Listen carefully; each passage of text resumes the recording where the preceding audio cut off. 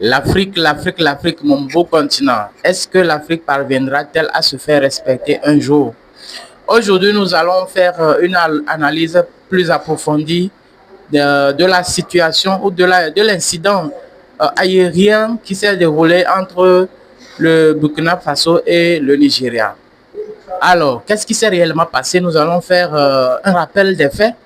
Nous nous rappelons que le 8 décembre dernier, le 8 décembre 2025, il y avait eu un avion de transport militaire nigérien, le C-130 Hercule, qui a effectué un atterrissage forcé, n'est-ce pas?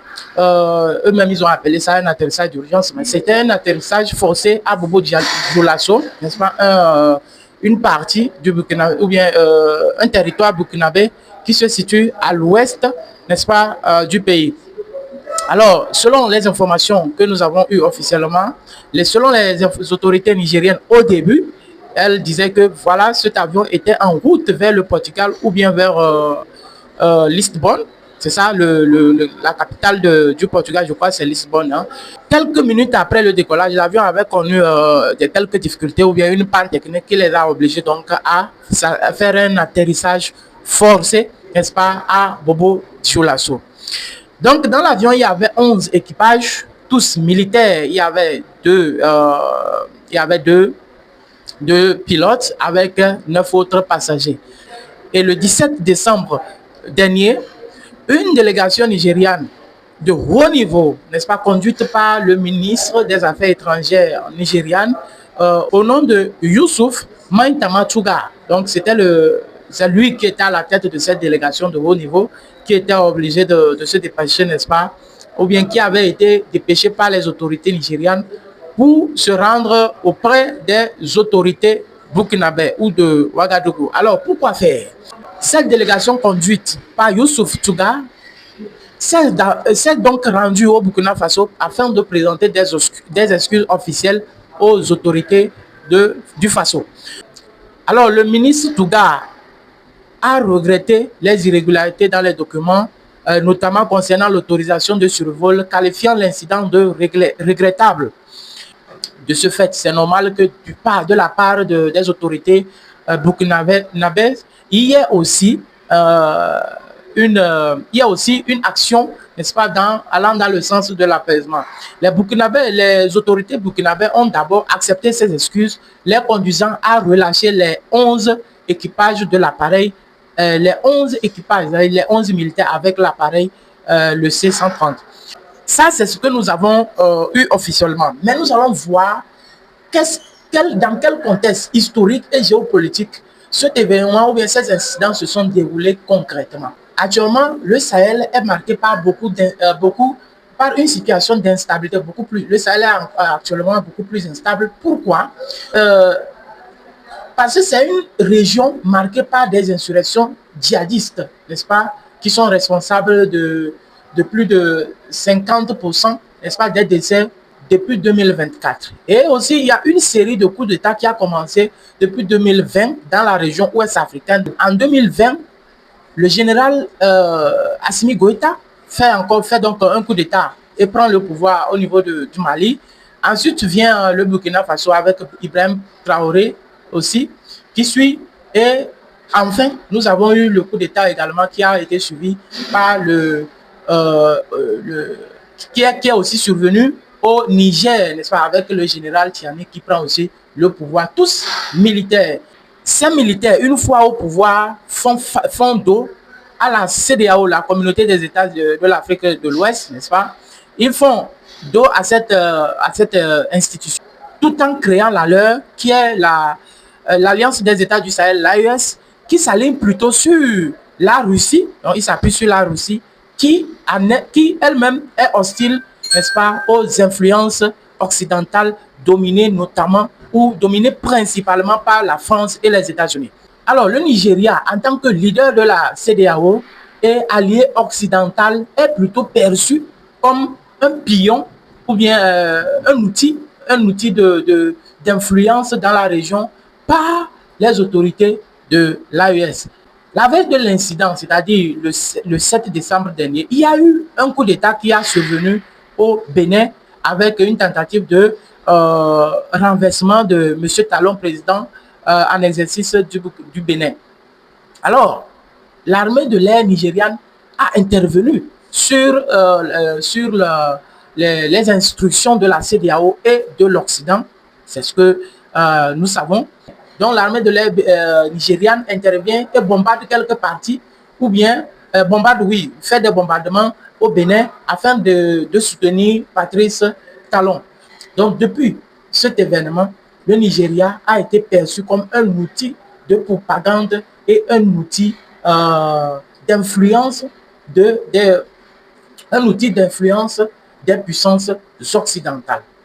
Si alors le Nigeria intervient de façon mécanique, de cette façon au Bénin, pour appuyer le Bénin, n'est-ce pas, pour appuyer le président béninois, alors cela soulève plutôt quelques doutes et des critiques, n'est-ce pas, de la version officielle. Si les autorités nigérianes disent que l'avion a survolé l'espace dans le but de se rendre au Portugal, alors que nous avons vu cette histoire-là, donc cette historique, qui nous montre que le Nigeria était en train d'être utilisé donc, pour influencer la sous-région. Alors cela révolte les autorités de l'AES et qui prennent plutôt conscience, n'est-ce pas?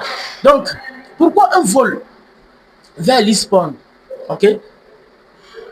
Pourquoi un vol vers Lisbonne passerait par Bobo-Dioulasso, qui est plutôt à une distance de 1800 km du Nigeria, alors que on sait que dans un contexte d'urgence, si c'était vraiment une urgence, les aéroports qui sont beaucoup plus proches du point où l'avion a décollé, c'est peut-être le Bénin, l'aéroport international du Bénin, c'est peut-être l'aéroport international du Togo, c'est peut-être Accra aussi, qui pourrait, n'est-ce pas, qui pouvait servir de point, ou qui pouvait servir d'aéroport d'atterrissage d'urgence pour cet appareil-là.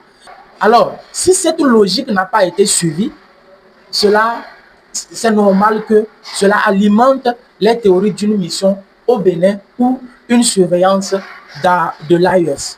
Du côté nigérian, l'incident est plutôt qualifié autrement. Il est qualifié comme une urgence technique respectant plutôt les protocoles aériens internationaux.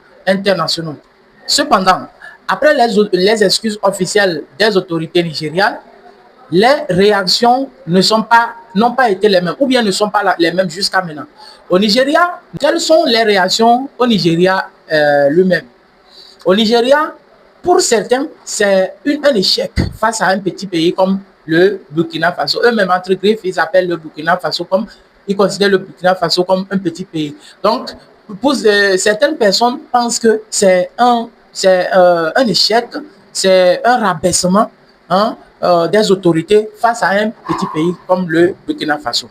Sauf qu'ils oublient, est-ce que le Burkina Faso est toujours un petit pays comme le pensent certains? En tout cas, l'avenir nous en dira plus. Alors, il y a dans le même public, certaines personnes pensent que c'est plutôt un succès d'une diplomatie réussie. Donc, pour certains, c'était mieux de poser un acte pareil pour éviter les escalades dans la région. Alors, au Burkina Faso et dans l'AES en général, comment est-ce que cela est perçu? Cet acte de demande d'excuses publiques est perçu. Dans l'AES en général, cet acte d'excuses officielles a plutôt donné une leçon, est plutôt conçu comme une victoire et aussi donne une leçon, n'est-ce pas, à tous ces pays environnants de la région ou même de toute l'Afrique, que au lieu d'être toujours campé sur ses positions ou de se voir là où les autres ne te voient pas, un simple acte de reconnaissance ou de demande de pardon ou d'excuses officielles pourrait vraiment éteindre une grande flamme qui était qui naissait, voilà, qui était en naissance. Pour les médias occidentaux, toujours les médias mensonges, ils tentent de cacher les réelles causes, n'est-ce pas, de cet incident en considérant cet acte diplomatique-là comme les discussions les bonnes discussions, n'est-ce pas, permettant de remettre, n'est-ce pas, le Burkina Faso et le Nigeria sur une base d'amicalité et cela facilitant, n'est-ce pas, les succès significatifs du Burkina Faso contre le djihadisme. Alors que vous savez que le Burkina Faso, bien que n'étant pas soutenu par le bloc occidental ou le Nigeria est déjà en avance tellement sur, dans sa lutte contre les djihadistes dans sa région. Même si les autorités nigérianes ont posé un acte louable que nous pouvons saluer, il faut quand même dire que il est possible, il est probable, dans l'avenir, cela risquerait plutôt de mettre deux blocs en guerre, notamment l'AES et la CEDEAO. Il y a quand même un risque d'une guerre entre deux blocs, notamment le bloc de la CEDEAO, soutenu par les Occidentaux, les puissances occidentales, et un autre bloc, l'AES, qui est un bloc beaucoup plus soutenu par la Russie. Avec le temps, cet incident pourrait aussi renforcer la surveillance au niveau de l'espace aérien de la sous-région, notamment de l'Afrique de l'Ouest. On va beaucoup plus commencer par surveiller son espace aérien parce qu'on s'est dit que tout est possible. Quand des pays comme ça violent votre espace sans aucune autorisation officielle, c'est qu'il y a de quoi à se poser des questions beaucoup plus. Alors dites-moi, qu'est-ce que vous en pensez dans les commentaires et à très prochainement pour une nouvelle vidéo. Ciao, ciao.